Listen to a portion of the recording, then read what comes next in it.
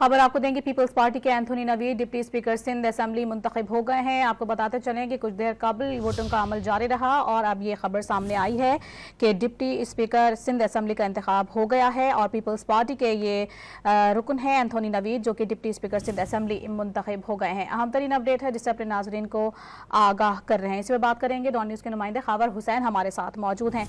खावर, मजीद तफसीलात आप बताइए। जी, सिंध असेंबली में अब डिप्टी स्पीकर के लिए वोटिंग का अमल जारी था। वोटिंग के बाद गिनती का अमल शुरू हुआ है। गिनती मुकम्मल कर ली गई है और अब नताइज का ऐलान किया जा रहा है। पाकिस्तान पीपल्स पार्टी के सिंध असेंबली में अरकान की तादाद 111 थी, जबकि एमकेएम के अरकान की तादाद 36 है। एमकेएम ने डिप्टी स्पीकर के लिए राशिद खान को नामजद किया था, जबकि पाकिस्तान पीपल्स पार्टी की जानिब से नवीद एंथोनी को नामजद किया गया था डिप्टी स्पीकर के लिए। ताहम अब नवीद एंथोनी जो हैं वो कामयाब करार पाए हैं। भारी अक्सरियत से उन्होंने वोट हासिल किए हैं सिंध असेंबली के इंतखाबात में डिप्टी स्पीकर के, और इस तरह से जो है वो नवीद एंथोनी अब डिप्टी स्पीकर मुकर्रर हो गए। वो अपने ओहदे का हलफ लेंगे। जी, नवीद एंथोनी अब अपने ओहदे का हलफ लेंगे। आपको बताते चलें सिंध असेंबली में डिप्टी स्पीकर के लिए वोटिंग का अमल जारी रहा, जो कि अब मुकम्मल हो चुका है और डिप्टी स्पीकर के लिए भी उम्मीदवार एंथोनी नवीद और एमकेएम के राशिद खान के दरमियान मुकाबला था। और इसमें आपको बताएं कि डिप्टी स्पीकर के लिए जो मुंतखब हुए हैं वो हैं पीपल्स पार्टी के उम्मीदवार एंथोनी नवीद। अच्छा नवीद, ये बताएगा मजमूई तौर पर कितने वोट पड़े हैं एंथोनी नवीद को? और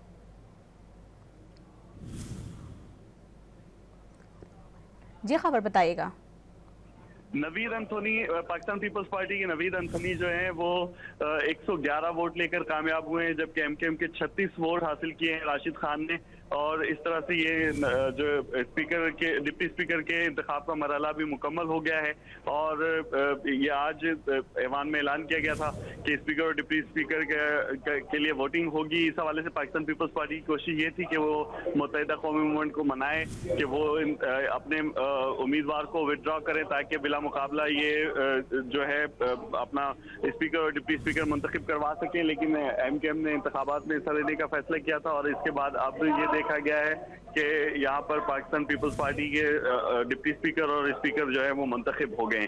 आज स्पीकर ने वजीर आला के इंतखाब के लिए भी कागजात नामजदगी का शेड्यूल जारी कर दिया है। 2 बजे से 3 बजे तक वजीर आला के लिए कागजात नामजदगी जमा करवाने थे, जिस पर एमकेएम ने अली खुर्शीदी के कागजात जमा करवाए हैं, जबकि वजीर आला के लिए पाकिस्तान पीपल्स पार्टी के मुराद अली शाह ने अपने कागजात जमा करवाए हैं। कल वजीर आला का इंतखाब होगा। कल सिंध असेंबली के इजलास में वजीर आला का इंतखाब होगा, उसके बाद वजीर आला अपने ओहदे का हलफ लेंगे। जी, अच्छा ये बता दीजिएगा कि ये नवीद एंथोनी जो है कब तक अपने ओहदे का हलफ ले लेंगे? और गुज़िश्ता रोज़ तो पीपल्स पार्टी नहीं मना पाई थी एमकेएम को, लेकिन ये बता दीजिएगा कितने वोटों से पीछे रहे हैं राशिद खान? आज भी जो है वो वही तादाद जो जितने वोट पाकिस्तान पीपल्स पार्टी के नवीद एंथोनी को 111 वोट मिले थे, क्योंकि 111 की तादाद है इस वक्त पाकिस्तान पीपल्स पार्टी की सिंध असेंबली में, जबकि एमकेएम के 36 अरकान मौजूद हैं और 36 ही वोट राशिद खान को मिले हैं। ये आपको मैं बताऊं कि आज वजीर आला के इंतखाब के लिए जो आज़ाद उम्मीदवार पाकिस्तान तहरीक इंसाफ के प्लेटफॉर्म से जो आज़ाद उम्मीदवार खड़े हुए थे उनकी जानिब से वो उनसे भी रब्ता किया गया है। पीपल्स पार्टी का मुराद अली शाह ने उनसे कहा है कि वो जो कल होने वाला इंतखाब है वजीर आला का, उसमें पाकिस्तान पीपल्स पार्टी को सपोर्ट करें। ताहम जो आज़ाद अरकान हैं उन्होंने ये ठीक है। खबर साथ रहेगा। इस वक्त आपको बराह रास्त मनाजर दिखाएंगे सिंध असेंबली के, जहाँ पर डिप्टी स्पीकर अपने ओहदे का हलफ ले रहे हैं।